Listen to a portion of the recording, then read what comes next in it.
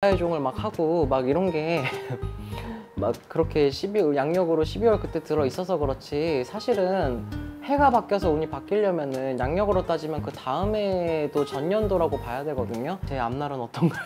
아니면 이런 분들 덜어 계세요.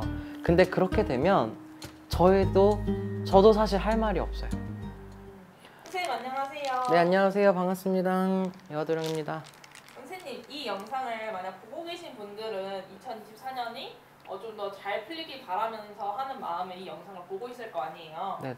그러면서 이런 사람들을 위해서 2024년 가기 전에는 언제 신년 운세를 봐야 되는지, 아니 저도 잘 모르겠어 좀 궁금하거든요. 신년 운세는 2023년 12월에 봐야 되는지, 그러니까 2024년 오기 전에 봐야 되는지, 2024년 1월에 봐야 되는지 그게 궁금합니다.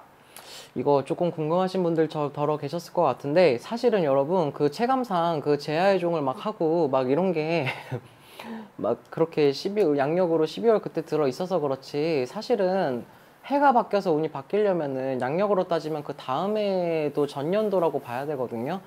그런데 한 가지 아셔야 될 게, 이게 그냥 일반 철학관이나 어떤 명리적으로 그런 게 보는 게 아니잖아요. 저희는 신점으로 이제 신으로 점을 보는 사람들이기 때문에 사실은 전년도에 보나 이때 보나 뭐 조금씩 차이는 있을지 모르겠지만 대략적인 거는 나와요, 사실은. 그래서 뭐 예를 들어서 뭐 올해지만 내년에 대한 얘기가 나올 수도 있고, 우리가 점사를 보면 흔히 뭐 그런 얘기들이 나올 때가 있잖아요. 그래서 신점으로 점을 볼 경우에 모든 경우에 꼭 무슨 뭐 내년 신년에 막 돼야만 그 운을 볼 수 있고 뭐 이런 거는 아니에요. 그래서 뭐 예약을 미리 하시는 분들도 더러 계시고 그렇기는 한데, 조금 아셨으면 좋겠는 게, 이거는 뭐 주제랑 떠나서 제가 말씀드리고 싶은 게 또 있는데, 아무것도 문제되는 게 없고 이 사람도 그냥 뭐 이렇게 방송을 보다 보니까 그냥 이 집이 잘 보는 것 같아요, 예를 들어. 그래서 그냥 오신 거예요.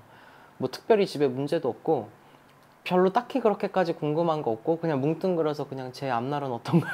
아니면 이런 분들 덜어 계세요. 근데 그렇게 되면 저도 사실 할 말이 없어요.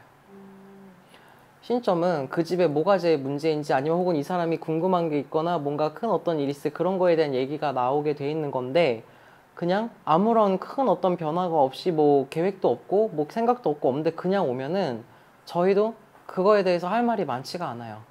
그러면 또 그렇게 오신 분들은 또 실망하게 되고 저희도 할 말이 없고, 그런 경우들이 종종 생기거든요.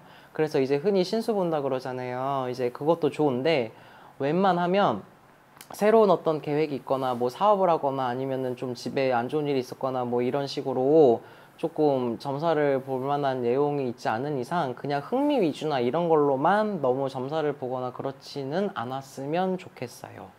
일단은 그런 부분들이 있고, 물론 또 해가 바뀌면서 해운이라는 게 있기 때문에 어느 정도 달라지는 부분이 있겠지만, 사실 크게 봤었을 때는 신점은 꼭 무슨 뭐 음력으로 1월 달만 지나서 봐야만 되고 뭐 이렇지는 않다라고 조금 말씀을 드리고 싶어요.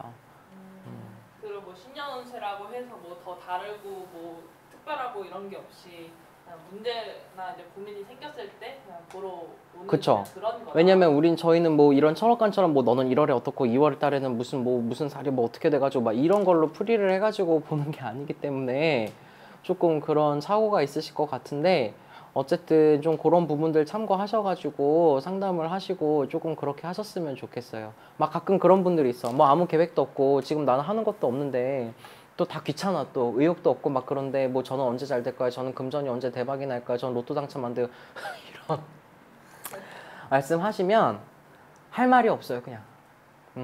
그러니까